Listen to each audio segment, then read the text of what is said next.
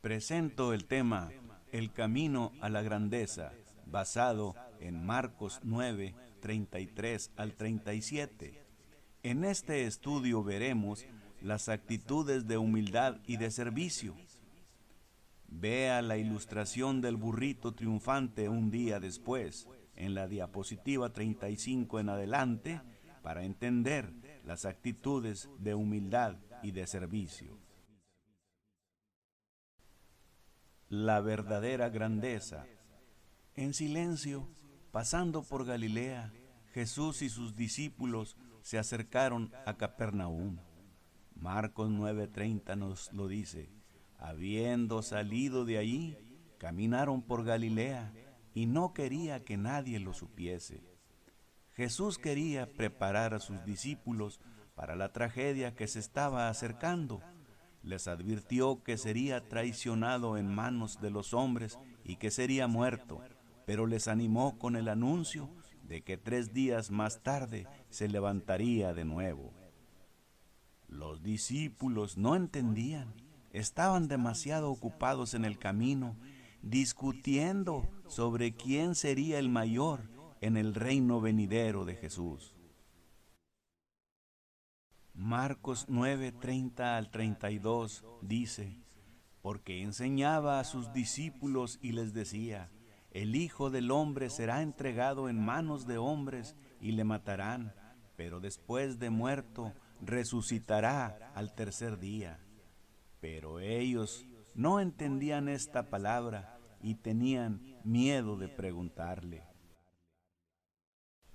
Ya en Marcos 9:33 al 37 dice, y llegó a Capernaum, y cuando estuvo en casa les preguntó, ¿qué disputabais entre vosotros en el camino? Mas ellos callaron, porque en el camino habían disputado entre sí quién había de ser el mayor. Entonces él sentó y llamó a los 12 y les dijo, si alguno quiere ser el primero, será el postrero de todos y el servidor de todos. Y tomó a un niño y lo puso en medio de ellos, y tomándole en sus brazos, les dijo, el que recibe en mi nombre a un niño como este, me recibe a mí, y el que a mí me recibe, no me recibe a mí, sino al que me envió. Jesús aprovechó la oportunidad para enseñar a sus discípulos de cómo es la verdadera grandeza. La verdadera grandeza es una actitud que implica servidumbre o servicio. La verdadera grandeza es una actitud que implica humildad. La actitud de servicio. Veamos ahora la entrada triunfal de Jesús en Jerusalén. Lectura bíblica en Mateo 21, del 1 al 11. Cuando se acercaron a Jerusalén y vinieron a Betfagé, al monte de los olivos, Jesús envió 2 discípulos, diciéndoles, id a la aldea que está enfrente de vosotros, y luego hallaréis una asna atada y un pollino con ella, desatadla y traédmelos. Y si alguien os dijere algo, decid, el Señor los necesita y luego los enviará. Todo esto aconteció para que se cumpliese lo dicho por el profeta cuando dijo, decid a la hija de Sión, he aquí, tu rey viene a ti, manso y sentado sobre un asna, sobre un pollino, hijo de animal de carga.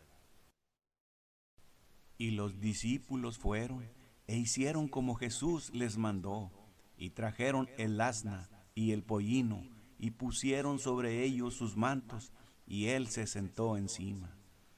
Y la multitud, que era muy numerosa, tendía sus mantos en el camino, y otros cortaban ramas de los árboles y las tendían en el camino. Y la gente que iba delante y la que iba detrás aclamaba diciendo, Hosana al Hijo de David, bendito el que viene en el nombre del Señor. Hosana en las alturas. Cuando entró él en Jerusalén, toda la ciudad se conmovió diciendo, ¿quién es este? Y la gente decía, este es Jesús, el profeta de Nazaret de Galilea. Veamos la actitud de servicio. Nuestra lección de las Escrituras de hoy nos habla de un burrito que realizó un buen trabajo para servicio de Jesús. Este fue el burrito o pollino que en su lomo llevó a Jesús en un viaje a Jerusalén a la cabeza de un desfile. Ese burrito fue el animal elegido por el Mesías para su entrada triunfal en Israel, lo cual simbolizaba su rol como príncipe de paz. Sabemos que un hombre proporcionó a Jesús una asna y su burrito. No se nos dice su nombre, ni su profesión o cómo llegó a conocer a Jesús. Ya cientos de años antes, el profeta Zacarías había predicho que el Mesías haría una entrada triunfal en Jerusalén. Escuche sus palabras. He aquí, tu rey viene a ti, manso y sentado sobre un asno. Zacarías 9:9. El hombre dueño de la asna y su pollino hizo posible que con la burra y su pollino se cumpliera lo dicho por la profecía de Zacarías. Cuando los dos discípulos tomaron los cabestros de su asna y su pollino, dijeron, el Señor los necesita. Fueron las palabras que habían acordado decir antes. Sabían lo que iban a hacer con su burrito. Cuando el maestro terminó su entrada a Jerusalén, regresó al burrito y la asna con el propietario de ellos. En esta actitud de servicio que estamos estudiando, hay una pregunta que nos debemos hacer. ¿Estamos conscientes que nosotros como cristianos debemos seguir el ejemplo del hombre que proporcionó a Jesús el pollino para que hiciera su entrada? O en otras palabras, ¿estamos conscientes de que debemos tener la actitud de servicio apropiada hacia Dios, hacia Cristo o hacia nuestros hermanos en la congregación? No creo que ninguno de nosotros realmente tengamos un burro, pero tenemos algunas cosas que el maestro podría utilizar o podría ser útil en el trabajo en la congregación. Algunos de nosotros podemos cantar o dirigir los cantos en el culto.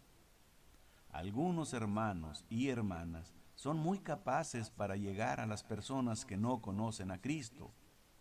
Algunos de nosotros podemos enseñar una clase o reparar un techo con goteras de lugar de reunión. Todos tenemos algo que, si se da para la obra o trabajo de la iglesia, servirá para edificación y evangelismo y benevolencia.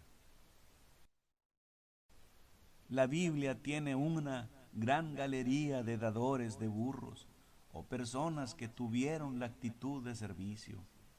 Veamos el primero de ellos, un propietario de una barca, la cual prestó para que Jesús se dirigiera a las personas. Un día junto al mar de Galilea, miles de personas querían escuchar las palabras de vida de los labios de Jesús. Jesús necesitaba una plataforma desde la que hablaría a la multitud. Había un barco cerca, justo al borde del agua. Uno de los discípulos de Jesús probablemente se acercó al dueño de la embarcación y le preguntó, ¿estaría bien si Jesús se sienta en su barco mientras se dirige a esta gente? Y el dueño dijo, Él es bienvenido a usar mi barco. Ese propietario de la embarcación era una persona con la actitud de servicio, como aquel hombre que le proporcionó a Jesús la asna y el burrito para su entrada a Jerusalén ese día. Veamos el segundo ejemplo, la alimentación de los 5,000 por el muchacho con la cesta. Más tarde, Jesús se dirigía a otra gran multitud en una ladera. Dice que ellos habían escuchado a Jesús durante horas y ansiaban oír más, pero había pasado mucho tiempo desde la última comida. Los estómagos estaban gruñendo y los niños ya estaban llorando porque tenían hambre. Uno de sus discípulos, Andrés, hermano de Simón Pedro, le dijo: aquí está un muchacho que tiene 5 panes de cebada y 2 pececillos. Se le preguntó al muchacho: ¿estás dispuesto a renunciar a tu cesta de comida y dársela a Jesús?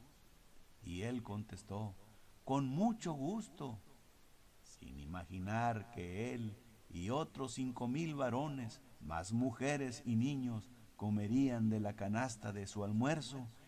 Esa canasta milagrosa nunca se vació.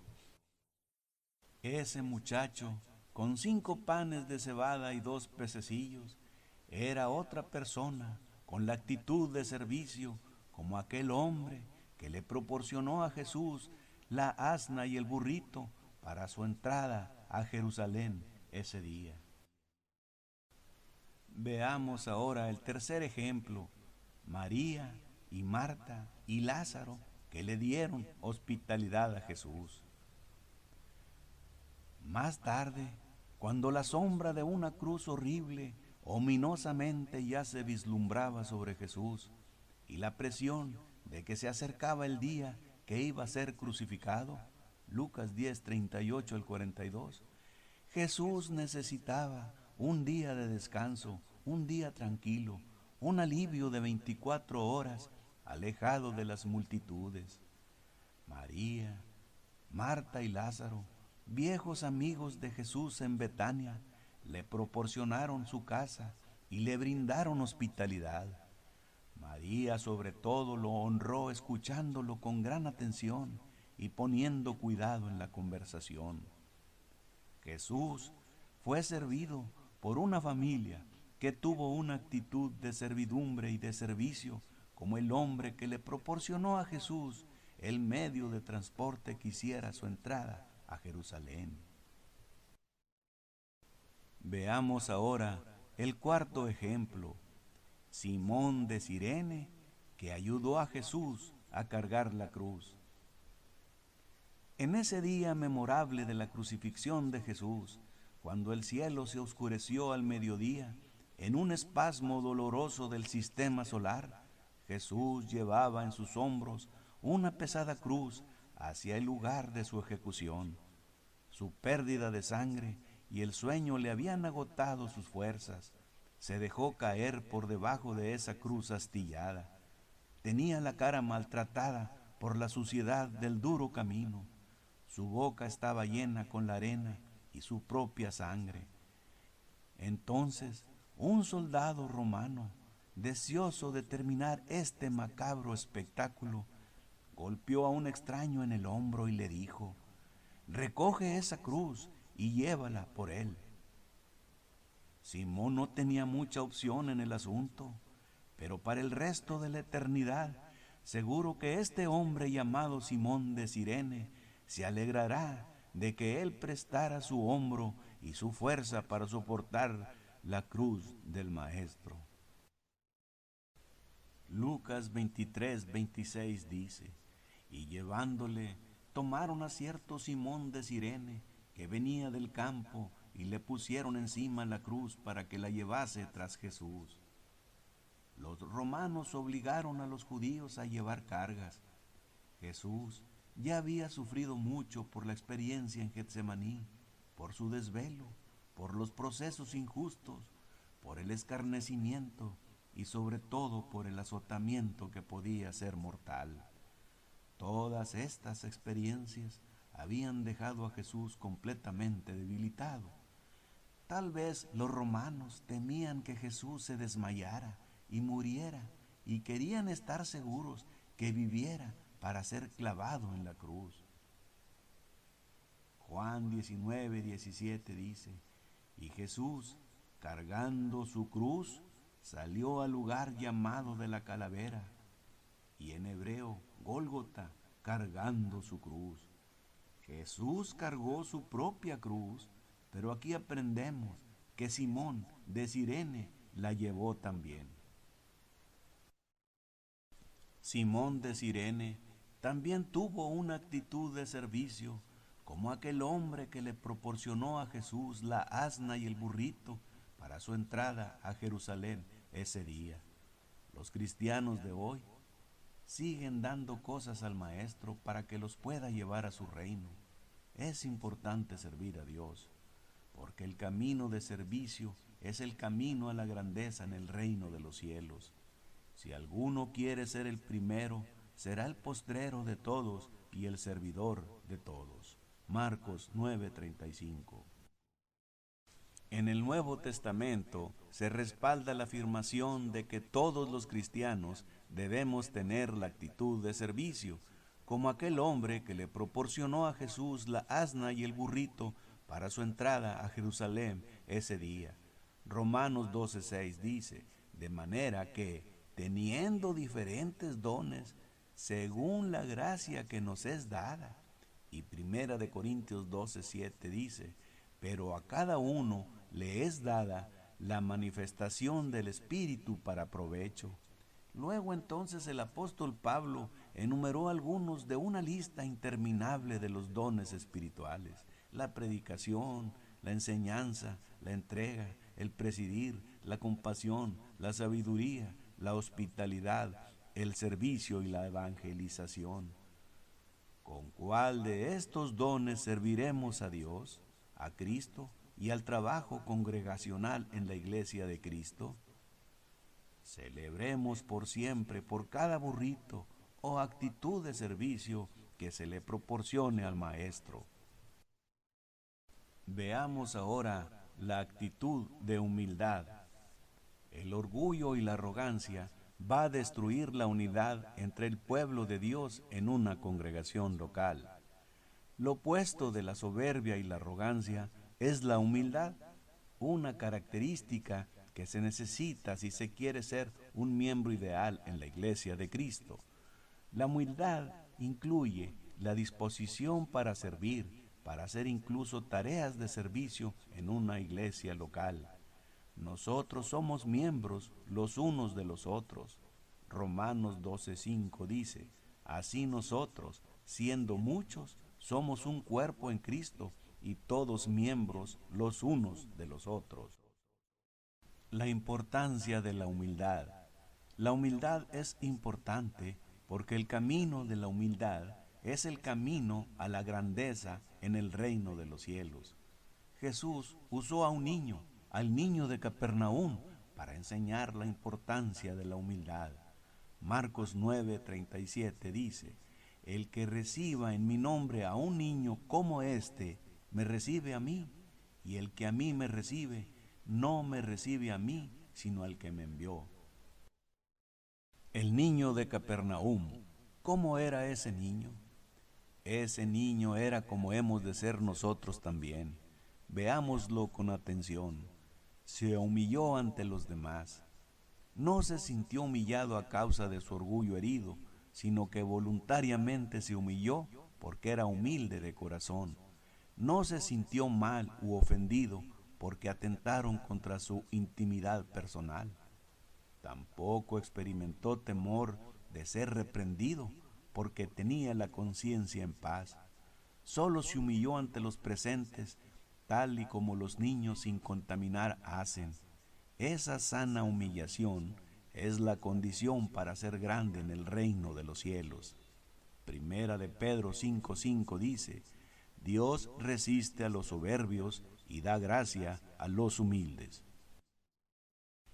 Veamos ahora las características de la humildad. La número 1, tener una estimación humilde de uno mismo. Romanos 12:13 y 16 dice, digo, pues, por la gracia que me es dada, a cada cual que está entre vosotros, que no tenga más alto concepto de sí que el que debe tener, sino que piense de sí con cordura, conforme a la medida de fe que Dios repartió a cada uno. En el cuerpo físico, los diferentes miembros tienen diferentes funciones y no hay envidia y vanagloria entre ellos. Así debe ser en la iglesia de Cristo.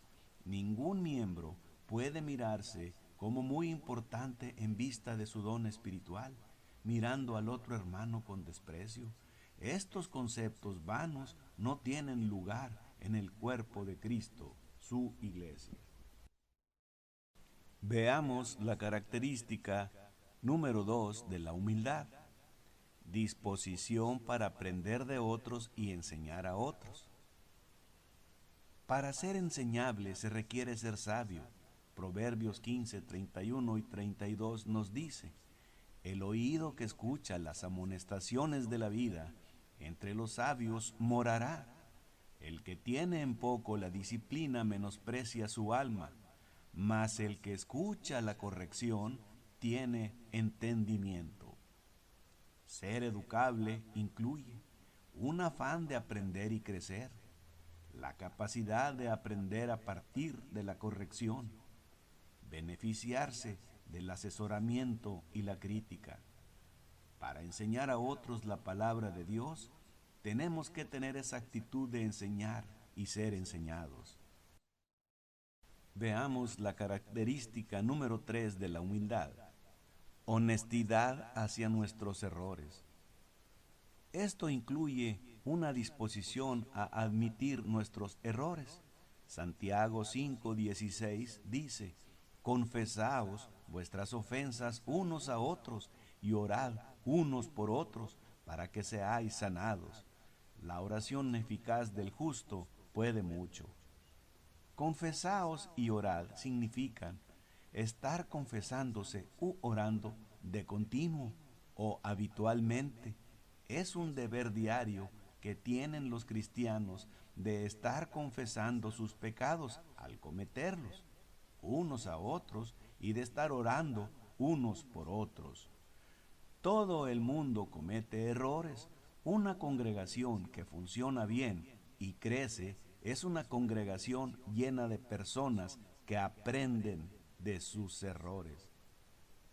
Las actitudes de humildad, ser enseñado y aprender de otros hermanos, y la honestidad, sin duda, nos preparan para ser útiles al Señor. También tendrá una influencia sobre nuestra relación con los demás hermanos en la congregación. Veamos ahora el máximo ejemplo de humildad: Jesús. Nada le pertenecía al Señor Jesús. El Señor pidió montar en un pollino de asno uno que no había montado nadie. Incluso este burrito le fue prestado. El lugar donde nació le fue prestado. Los panes y los peces le fueron prestados. La tumba donde le pusieron también fue prestada.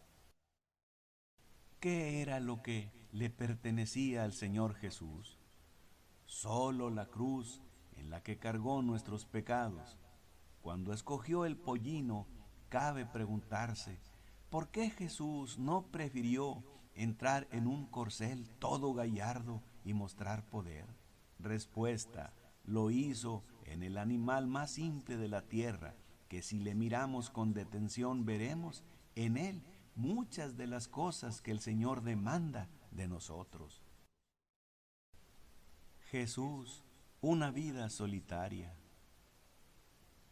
Nació en un pueblecito, hijo de una campesina.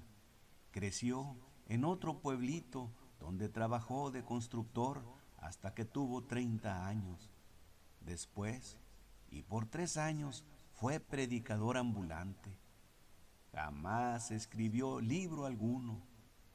Nunca tuvo un cargo público. Nunca tuvo familia o casa. Nunca fue a la universidad ni a una escuela de predicadores. Nunca viajó a más de 300 kilómetros de su lugar de nacimiento. Nunca hizo nada de lo que se asocia con la grandeza. No tenía más credenciales ni títulos más que a sí mismo. Solo tenía 33 años cuando la opinión pública se volvió en su contra. Sus amigos lo abandonaron. Fue entregado a sus enemigos, que hicieron burla en un juicio. Fue crucificado entre dos ladrones. Mientras agonizaba, sus verdugos se jugaron sus vestidos, la única posesión que tenía. Cuando murió, fue enterrado en una tumba prestada por un amigo. Han pasado 21 siglos. Él es la cabeza de la Iglesia de Cristo, en el que tenemos reconciliación con Dios, y en Jesús hay salvación. Ninguno de los ejércitos que desfilaron, ninguna de las armadas que navegaron, ninguno de los parlamentos que se reunieron, ninguno de los reyes que reinaron y mandatarios que han gobernado a las grandes naciones, ni todos ellos juntos han cambiado tanto la vida del hombre en la tierra como esta vida solitaria. La sencillez del burro. Se tiende a creer que el burro es símbolo de necedad y torpeza, pero el burro es un animal más inteligente de lo que muchos creen. Se ha comprobado científicamente que el burro es un animal que tiene un coeficiente superior al de otros animales, superando incluso al mono, pero por su sencillez es considerado un animal torpe y de poca inteligencia. Pero el burro no es lo que nosotros pensamos comúnmente de él. El burro nos enseña con su forma de ser muchas cosas que como cristianos debiéramos aprender. Jamás se queja por las situaciones adversas que pueda estar pasando. Es paciente, nunca reclama por el maltrato que le puedan estar dando, ni tampoco protesta por el duro trabajo al cual es sometido. No se jacta de nada, pasa desapercibido, no envidia la gallardía del caballo, es noble, está siempre en paz con las otras especies.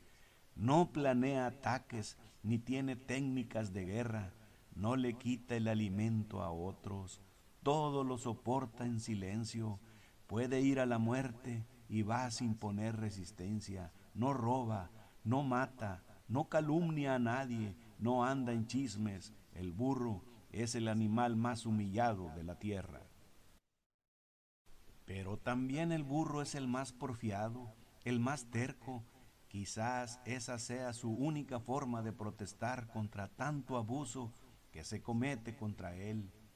En el burro, el Señor nos enseña muchas conductas que como cristianos debiéramos tener. Por ejemplo, el pasar desapercibidos. A muchos les gusta que en las reuniones se les nombre a cada rato. Si no los nombran, se ponen tristes, no quieren pasar desapercibidos. El orgullo del yo. Vamos a ver ahora el relato de la ilustración del burrito triunfante el día después. Hay un pequeño cuento que relata lo que un pollino le dijo a su madre. Se cuenta que un día después de la entrada triunfal de Jesús a Jerusalén, el burrito que había llevado en su grupa a Jesús se despertó. Su mente todavía saboreaba el resplandor del día más emocionante de su vida. Nunca antes había sentido tal sensación de placer y orgullo.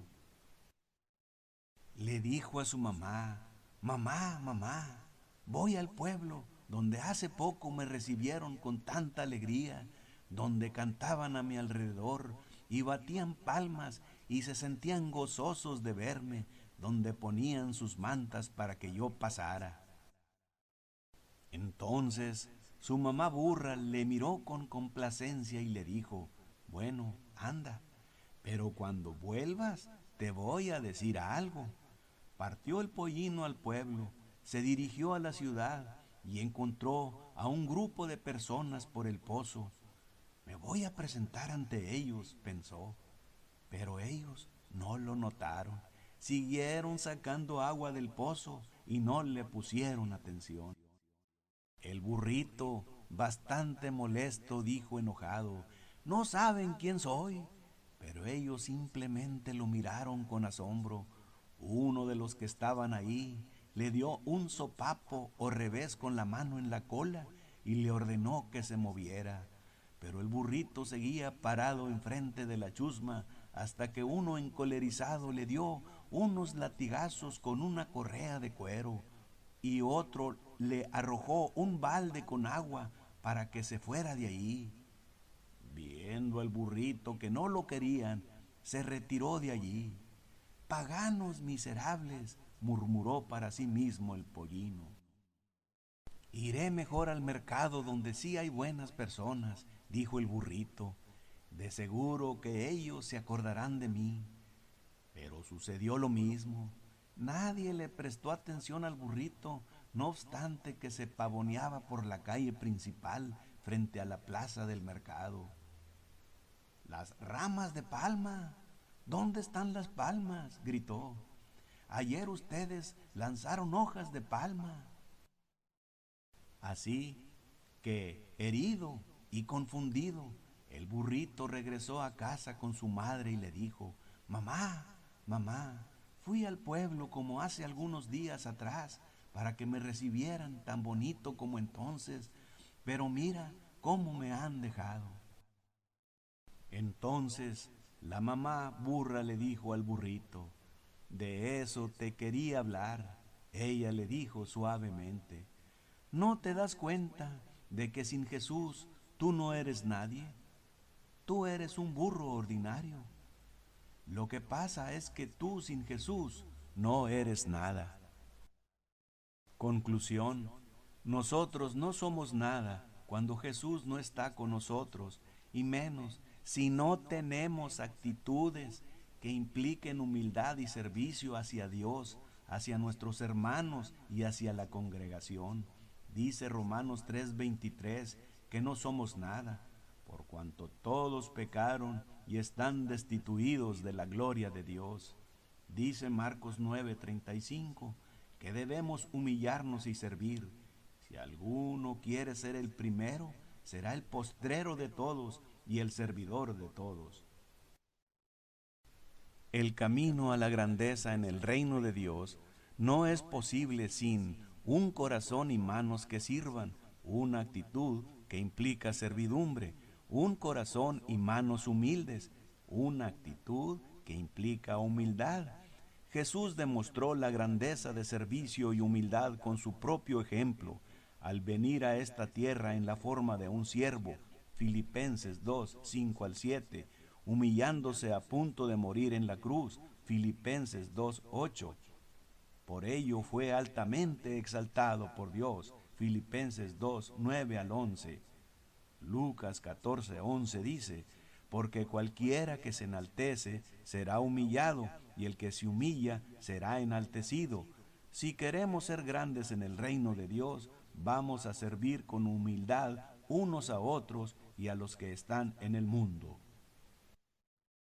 Hemos visto el tema, las actitudes de humildad y de servicio, el camino a la grandeza, de Marcos 9:33-37.